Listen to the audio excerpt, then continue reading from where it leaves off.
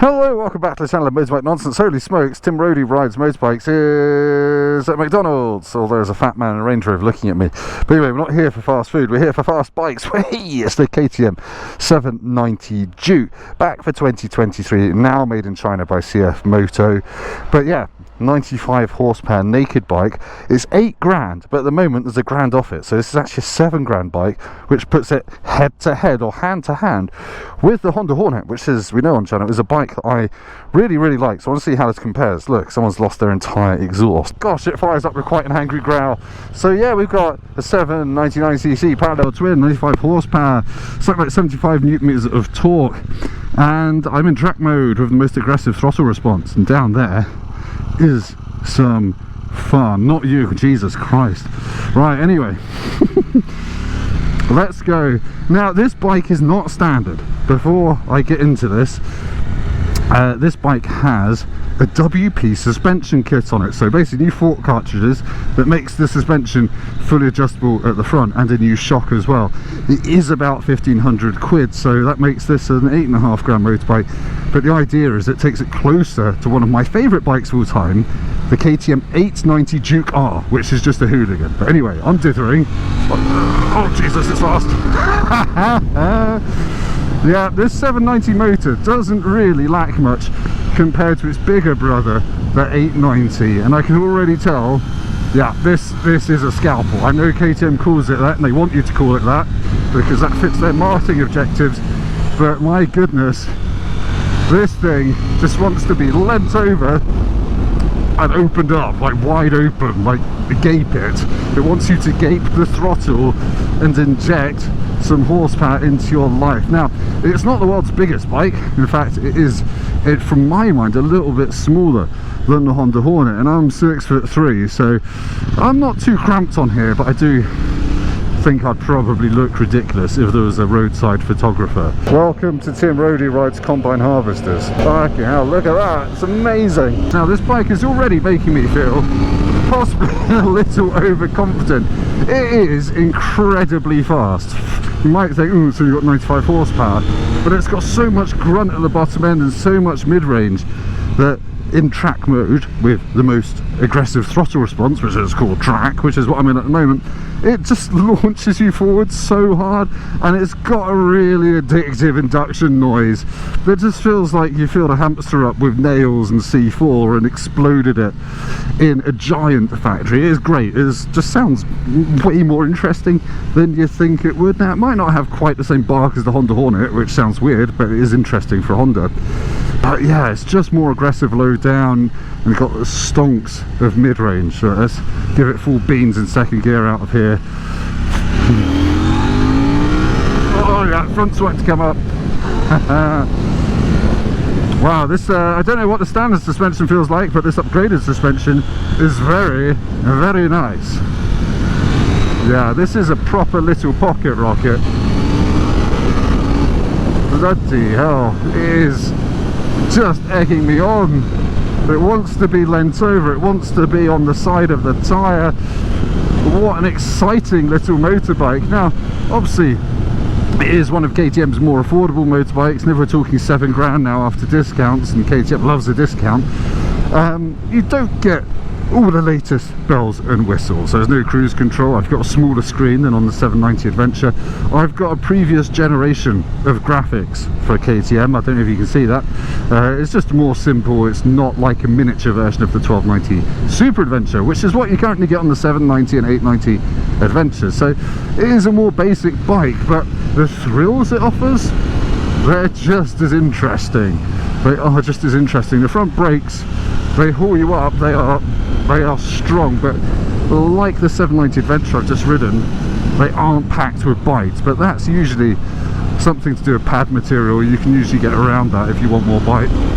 So flickable, yet it also feels stable. It's not one of these lightweight naked bikes that feels like it wants to bounce offline all the time and be deflected by bumps in the road, and I think probably some of that is to do with the suspension kit this has got on it. But yeah, god blimey, it's good. Damn it. Right, things to criticise. I don't like the mirror condoms that KTM uses on some of its 790 models. They just feel cheap and rubbery. And the cynic in me says that's going to perish if you leave this outside for a couple of winters. And it's probably those mirrors that rotate and spin around after a while and get a bit annoying. I'll do a walk around of the bike in a minute with my proper camera, but the tank plastic looks a bit shiny, a little bit cheap, and it's got stickers. It's got stickers on it, whereas the 790 Adventure, all the graphics are embedded in the plastic like a wasp trapped in amber in Jurassic Park or something. I don't really know what I'm talking about, but yeah, the riding position, you've got quite a lot of weight over the front end, or you've got room to get over the front end, which just adds to the excitement when you're gassing it. You want to keep the front down, when you want to stick your elbows out and feel like you're a motocross hooligan. Yeah, I like it a lot. And the quick shifter blipper is nice. This has got quite a crisp lever action under your foot. It is like putting your foot through some slightly stale rye crackers. No, because they go soft. What goes hard when you get so... Anyway, it's got a crisp lever action for your gear shift. Now, front to back, I don't have a huge amount of room. As I said, it's quite a small bike, so I can move forward and back a couple of inches, and if I do it repeatedly, and it'll look like I'm trying to copulate with a KTM, which, you know, sometimes I do want to. But anyway, look, national speed limit. Now, there's one way that I could just say this bike rides. It feels like it's got the spirit of the Super Duke in it. I've brought many Super Dukes down this road, and I don't really go much faster than this. I just accelerate faster and do more wheelies, but yeah, this has got that same aggression, that same feeling of torque, and that same stability. Oh yeah, so anyway, I'm going to stop yapping, show you what the bike looks like, and we'll talk about some of the details on it and the price and things like that. Price you already know, but there are some options and stuff I need to talk about. Gosh, that sounds exciting, doesn't it? Don't click away, trust me, I'll make it interesting. I'll get my willy out or something. God, yeah, this feels good. What a fun bike, what a fun bike. Right, that was probably too much fun for a short YouTube video. I'm going to show you around the 790 Duke and tell you what is what and what is not, and blit is block. Anyway, enough nonsense. Here it is. The bike I have just been hooning about is KTM 790 Duke. It is, as I said, 8 grand, but there's a grand off it at the moment in low rate finance. Made in China now. It's got a 799cc parallel twin, which is slightly smaller than the engine you'll find in the car that's about to interrupt my shot. Which was a Volvo XC40, fact fans, but anyway, there we go. That's the 799c parallel twin. It's got 95 horsepower in Europe. Apparently, the rest of the world gets 105 horsepower, like the 890. Suspicious. Anyway, 87 newton meters of torque. Only gets a 14-litre fuel tank up here, but it gets 65 mpg without really trying. Like, even hooning it, I've been getting 64, so it is really, really gentle on the fuel. I do like the little window here. Is it going to focus? The little window onto the coolant tank so you can see how much coolant you've got, unsurprisingly. Now, well, that's got 95 horsepower. You can restrict it to 48 horsepower if you've only got an A2 license, and I've been informed that a dealer can then plug into it to put it back up to 95 horsepower once you've passed your test. Right, we should talk about options, because as I said, this has got the WP Apex suspension kit, and that's 1,500 quid. And I don't know if you can see, but you get these little red twiddlers up there. Not tiddlers, twiddlers. Come on, focus, you bastard. There we go. So yeah, that is really impressive. I don't know what the standard suspension feels like, but this feels utterly planted, and it makes the bike feel just very, very solid. Other options though, including the Krapovich slip-on, which will set you back a grand, and I don't know if it will sound that much different, to be honest. Might be a little bit deeper. Obviously it's Euro 5 compliant, this bike, and this exhaust, if you're listening out, does do some burbles and some cool stuff. You can get some bar end mirrors to replace these slightly plasticky, or rubbery should I say, ones here. They're 110 quid a side. You can get some extra rear sets for 450 quid. You can get a tyre pressure monitoring system, you get a windscreen, you get a fly screen, you get a tail pack, and for some reason KTM is still indulging the world of wavy discs. You can get a set of wavy discs for £424. But anyway, let's talk about the looks, because to me it is trying to be a baby Super Duke, and it does feel like that to ride. I don't know how KTM's done it, but they have really transferred the Super Duke's riding DNA into this bike. I like the high-rise exhaust as well. You've got reasonable pillion seat. That'd actually be quite useful for strapping luggage to, or putting your other half up there. And there's a big grab handle behind. Now, as usual, from behind, it is a slightly weaker proposition. This is massive and very plasticky and ugly, but then what new bike doesn't need a tail tidy? The cockpit is fairly basic, and as I said, you get a smaller screen than on things like the 790 Adventure, ready to race, and you've got the old school dash with your riding modes in here.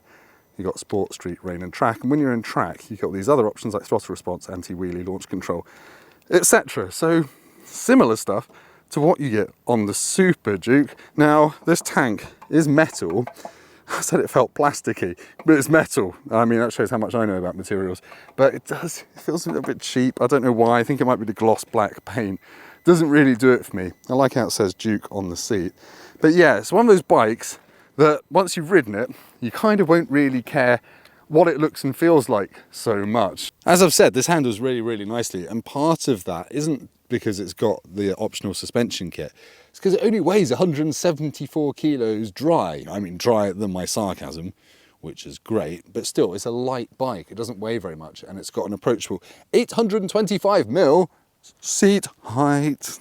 Right, it's probably enough of walkaround. There are some middle-aged ladies on horses approaching, and they're probably going to abduct me and make me their stud for the rest of the year, so I want to escape. Let's hop back on board for an outro conclusion type giggle fest thing.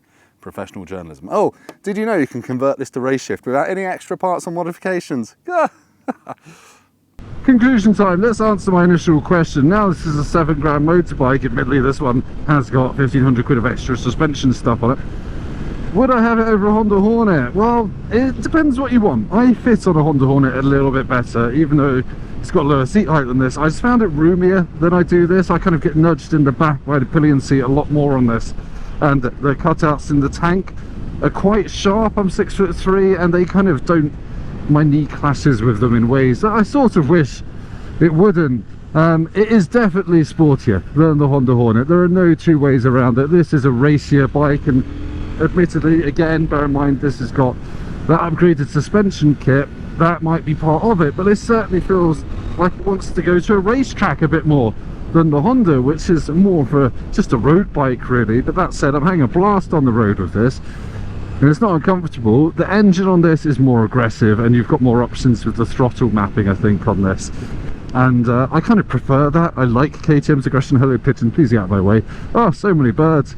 So yeah, for me, I would probably suck up the slight discomfort and get this. But that doesn't denigrate the Hornet at all. That bike is also brilliant. I just think that this is going to keep you more excited for longer, essentially. So yeah, very few niggles of this. If you can overlook the fact it's made in China, and if you can't, then well, your phone's probably Chinese, etc, etc. So yeah, I'm going to stop on that note before I get banned and shouted at by the racists. I will see you next time. Thank you for watching. Go down to the comments, leave me the Austrian word for garlic liver sausage, because that's what I'm going to go get from McDonald's now. Oh no, wait, I'm going to get some chicken nuggets. See you next time. Goodbye.